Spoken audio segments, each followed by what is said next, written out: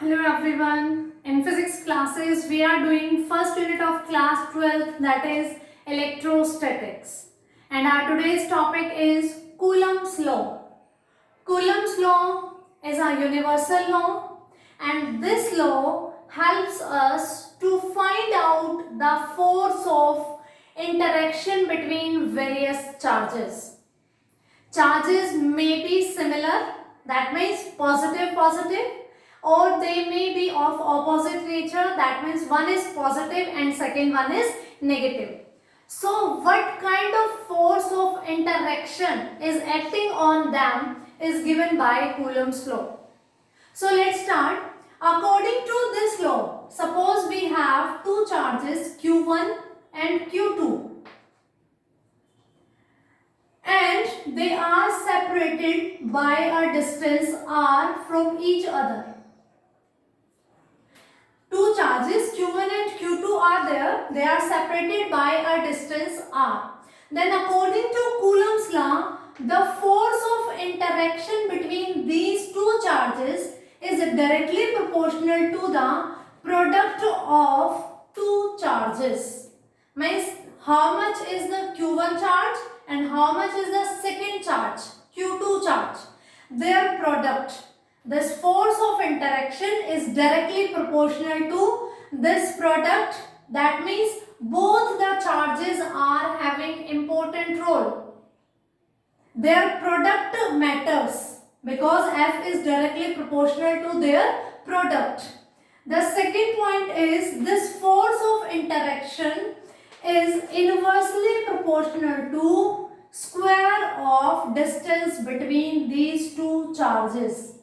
This force of interaction also depends on the separation distance of these two charges. Here I have shown this distance is r. So F is inversely proportional to r square.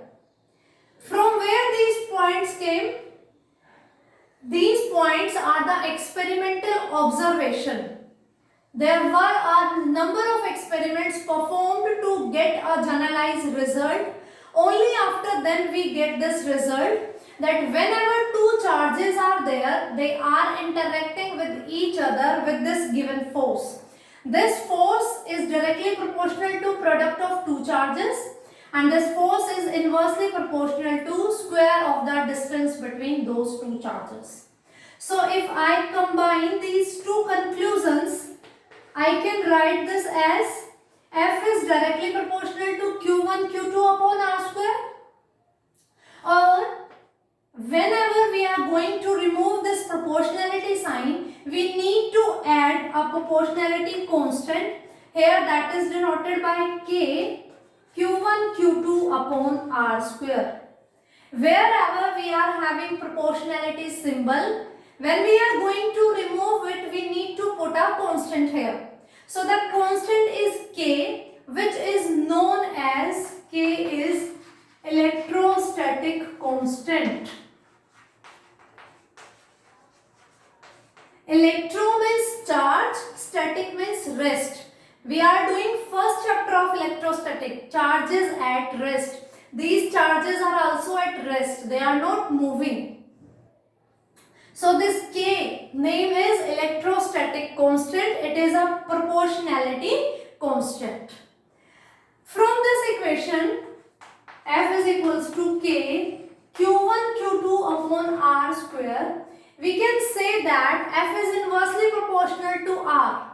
That means if these charges are separated by a large distance, if distance is increasing, then force of interaction will decrease because they are inversely proportional to each other. If distance is increasing, force of interaction will decrease. If this distance is decreasing, means R is coming smaller, then F will become large. Then force of interaction will also become large. So this is about the relationship with the distance. If two charges are very close to each other, then force of interaction is increasing. If we are making them separate from each other, then this force of interaction is going to be decreased. And this is directly proportional to the product of the charges. So both the values of charges are important. That's why we have taken the product. So F is equals to K Q1 Q2 upon R square. This is Coulomb's law, where K is the electrostatic constant. This K depends on two things: nature of medium, means where these charges are placed. Where are they? In a medium, in water, like in air, in vacuum, in some chemical, etc. Means where are these charges present? That is the nature of medium, and K will change according to the medium. Second thing, it will also depend on the system of units, that which units we are using.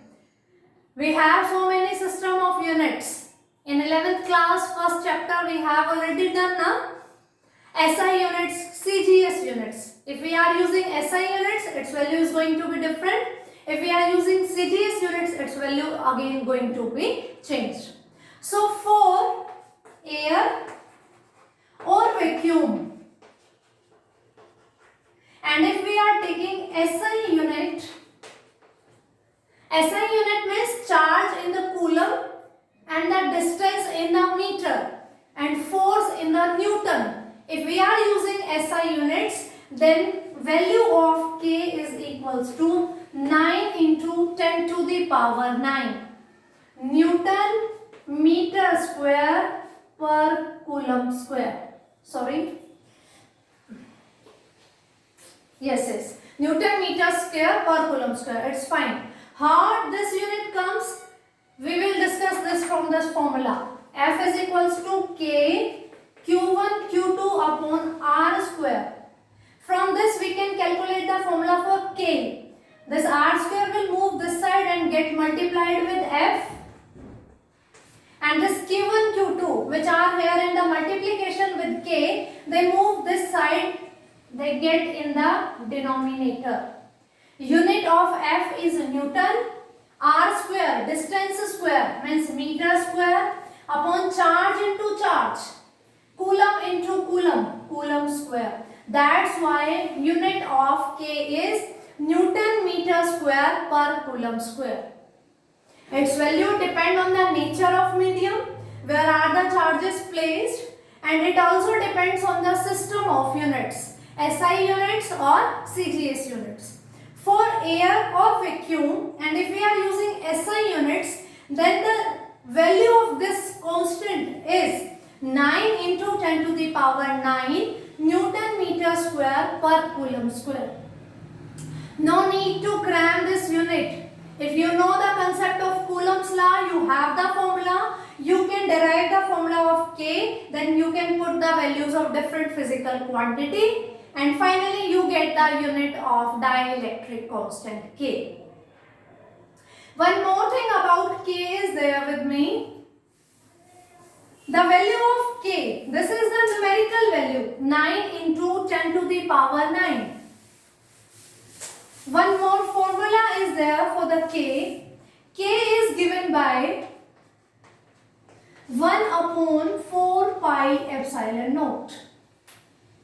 This is the formula for the same K, electrostatic constant. K is given by 1 upon 4 pi epsilon naught, where 4 is a number, obviously a constant, pi is also a constant, 3.14. Epsilon naught. Epsilon naught is absolute permittivity of air or vacuum. Formula for K is 1 by 4 pi epsilon naught, where epsilon naught is absolute permittivity of air or vacuum. Absolute permittivity, how that medium is permitting these electric force to take place there. When we are going to study about the electric field, in those concepts we are going to discuss it in detail, that what is the absolute permittivity. But that is thing which is related to the nature of medium.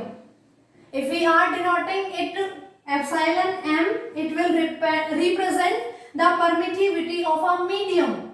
If I have denoted naught here, 0 here, epsilon naught, then it is absolute permittivity of air or vacuum. And its value is 8.85 into 10 to the power minus 12 Coulomb square per Newton per meter square. Now how does this unit came? We know the unit of K, Newton meter square per Coulomb square, and we have the formula K is equals to 1 by 4 pi epsilon naught. Means K and epsilon naught are inverse of each other. So the unit of epsilon naught will be the inverse of unit of K. Unit of K was Newton meter square per Coulomb square. Its inverse will be Coulomb in the numerator and Newton meter square in the denominator. So unit of epsilon naught will be Coulomb square per Newton per meter square. This unit of K we calculated from the formula of Coulomb's law. And now we have one more formula for electrostatic constant in terms of permittivity. From this we know they are inversely proportional to each other. So their units are also going to be reciprocal of each other.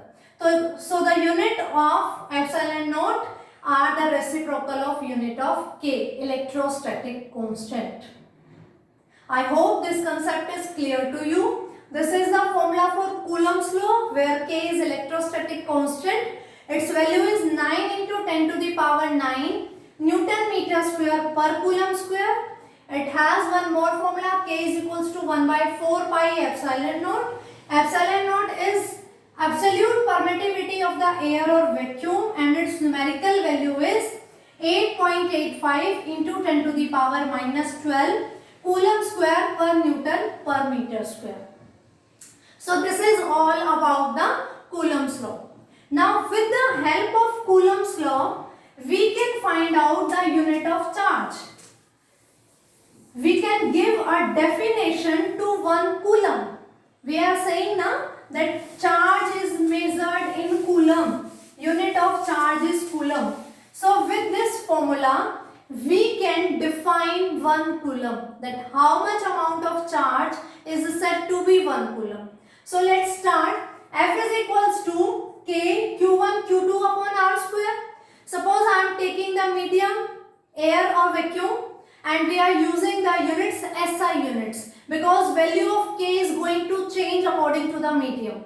So for this system, K is equals to 9 into 10 to the power 9 Newton meter square per Coulomb square. Now let us suppose Q1 equals to Q2 equals to 1 coulomb. The charges which we have taken, the force of interaction between them we are calculating. So let us suppose both the charges are unit charges, means their magnitude is 1 coulomb. And let the distance of separation between them is also 1 unit. As we are using SI units, so the SI unit of distance is 1 meter. The charges are of 1 coulomb unit. The distance of separation between them is also 1 meter. And we know the value of K is this. So let's put all these values here. So I get F is equals to 9 into 10 to the power 9. 9 into 10 to the power 9 into Q1 Q2 1 into 1 upon R square means 1 square. Because I have taken the value of Q1 Q2 is 1 coulomb and R is equals to 1 meter. I substituted all the values here. So I get F is equals to 9 into 10 to the power 9 Newton. I get a particular numerical value for the force, that is 9 into 10 to the power 9 Newton. This value I get when I assume that both the charges are of 1 coulomb and they are separated by a distance of 1 meter. They are placed in air and we are using SI units. So we get F is equals to 9 into 10 to the power 9 Newton. So the definition of 1 coulomb is a charge is said to be 1 coulomb when a force of 9 into 10 to the power 9 Newton is repelling another charge of the same unit separated by 1 meter from it. We have two charges Q1, Q2 separated by 1 meter. The force of repulsion, if it is 9 into 10 to the power 9 Newton, and if they are separated by a distance of 1 meter, then that amount of charge is known as 1 coulomb charge. So this is the definition of 1 coulomb according to the Coulomb's law. A charge is said to be 1 coulomb when it is separated by, means both the charges are separated by 1 meter and force of repulsion acting between them is 9 into 10 to the power 9 Newton. This is the definition of coulomb. And coulomb is SI unit of charge. So we have CGS system also. In CGS system, the unit of coulomb is having a number of names. We know that force unit is Newton in SI, then in CGS. The unit of distance R is meter in SI and centimeter in CGS. Similarly, SI unit of charge is coulomb. CGS units we are going to discuss. CGS unit of charge, and its name is stat coulomb. SI unit is coulomb and CGS unit is stat coulomb. Its one more name is there, Franklin, and one more name is there, ESU, that is electrostatic unit. These are the different names but representing the same thing. This is the CGS unit of charge. CGS unit of charge. Its name we can call it stat coulomb, or we can call it Franklin, or we can call it ESU. We know 1 meter is equals to 100 centimeter. We know that because there are some relations in between the SI units and CGS units. So similarly, SI unit of charge is coulomb and CGS unit is stat coulomb. So there should be a relation between these two units, and that relation is 1 coulomb is equals to 3 into 10 to the power 9. We can write anyone, ESU, Franklin or stat coulomb. They are representing same thing but the name is different. So 1 coulomb is equals to 3 into 10 to the power 9 stat coulomb, or 3 into 10 to the power 9 Franklin, or 3 into 10 to the power 9 ESU, that is electrostatic unit. So this one is about the SI and CGS unit of the charge and their relation. So we have discussed the Coulomb's law, that is F is equals to K Q1 Q2 upon R square. K is electrostatic constant, Q1 Q2 is the charge, two charges between which we are calculating the force of interaction. R is the distance of separation between them. We are using the word force of interaction. We didn't mention anywhere that Q1 is positive or Q2 is negative, या फिर Q1 is negative, Q2 is positive. This is applicable to all types. This one is positive, this one is positive, or both are negative, or one is positive and second one is negative. That's why we are saying force of interaction. For a particular example, we are going to call it force of attraction or force of repulsion. If similar charges are there, this will be the force of repulsion. If opposite charges are there, this will be the force of attraction. We discussed that value of electrostatic constant is depend on nature of medium and units of the system. So in free space for air or vacuum, in SI units value of K is 9 into 10 to the power 9 Newton meter square per coulomb square, and in CGS units value of K is equals to 1. I have written Newton meter square. No. CGS unit will come. 9 centimeter square per ESU square. This will be in the unit of CGS system. So value of K will be 1. In numericals you have to think about it, that which unit of systems you are using. For SI system its value is 9 into 10 to the power 9. And for CGS system its value is K is equals to 1. Epsilon naught, absolute permittivity, 8 into 8.85 into 10 to the power minus 12 coulomb square Newton inverse meter inverse square. 1 coulomb is equals to 3 into 10 to the power 9 stat coulomb. A brief summary of the whole terms. I hope the concept is clear to you and this is sufficient for today. Thank you.